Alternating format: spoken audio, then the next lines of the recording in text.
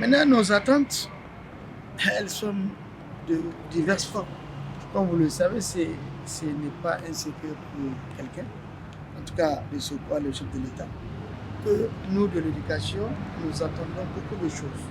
Nous attendons à ce que les engagements que le gouvernement a pu souscrire librement puissent être vraiment respectés. J'espère que donc, dans son message à la nation, il va nous surprendre et il va nous annoncer que tout ce que nous avons fait comme travail au niveau donc, des sous-comités, donc il va nous annoncer que c'est validé et il va nous annoncer donc, le nombre d'enseignants contractuels qui seraient recrutés dans ce domaine.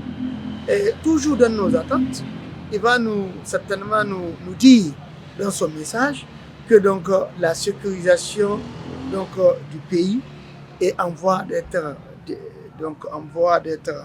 finalisée.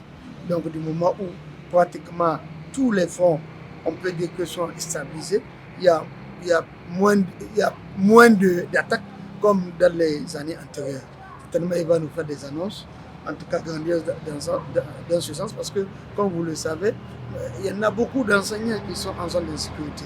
Nous voulons, donc, on nous annonce que des mesures très fortes sont prises par rapport, en tout cas, à la sécurisation du pays. Nous allons surtout, en tout cas, nous attendre à ce qu'ils nous annoncent que la situation difficile ou bien la conjoncture économique que les gens sont en train de traverser d'une autre façon, touche bientôt à sa fin.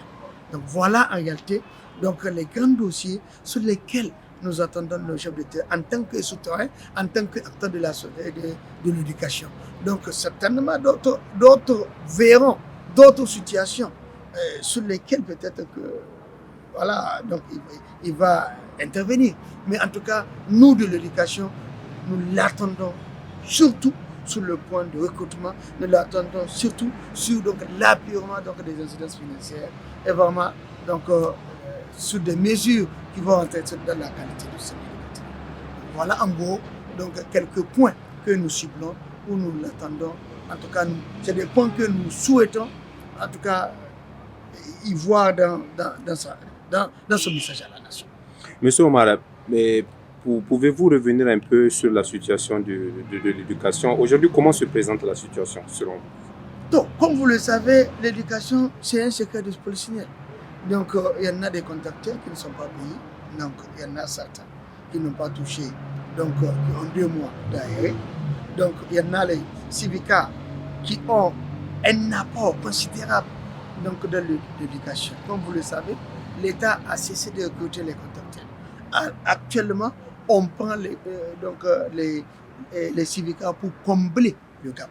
Et les syndicats les plus privilégiés, c'est ceux des professionnels de l'éducation, donc ceux qui sont formés à l'ENES, ceux qui sont formés à Amek Soutan, ceux qui sont formés à Tao et à Sander. C'est eux actuellement qui sont en train de combler. Et en tout cas, c'est un espoir pour nous, ou bien c'est un souhait pour nous, c'est un plaidoyer que nous menons du côté de l'école et du côté des gouvernements, des plus hautes autorités. Tant que vous prenez la refondation, vous voulez une école de qualité, vous voulez à ce que un enseignement de qualité, vous ne pouvez pas esquiver ce genre d'enseignants parce qu'ils ont été uniquement formés dans ce genre. Ils ne connaissent absolument rien du tout que de donner les meilleurs. C'est des gens qui ont choisi d'aller enseigner et pour enseigner, pour aider le pays. Et souvenez-vous de ce que disait l'hymne de l'enseignant. On n'est pas enseignant qui le veut. L'éducation, il faut des enseignants de vocation. Donc, ces enseignants-là sont des enseignants de vocation. Maintenant, à côté, toujours par rapport aux revendications, nous attendons en tout cas à ce que les travaux exécutés au niveau des sous-comités, les sous-comités de recrutement, vraiment, l'État avait pris un engagement que d'ici le 31 janvier 2026, que la première vague qui seront concernées par le recrutement seront mises en solde. Aujourd'hui, nous sommes le 16, pour ne pas dire que pratiquement le temps est consommé. On ne sait même pas quel miracle ils vont nous dire, ou bien ils attendent peut-être le 18 décembre quand le président va annoncer.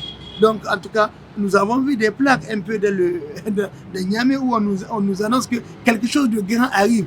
qui va nous dire que donc la chose grande là qui va venir, peut-être que c'est le recrutement de tous les enseignants contractuels, ou bien voilà, on ne sait pas. Nous, on espère dans ce sens. Peut-être que donc c'est ça que donc voilà, donc c'est ça que nous attendons.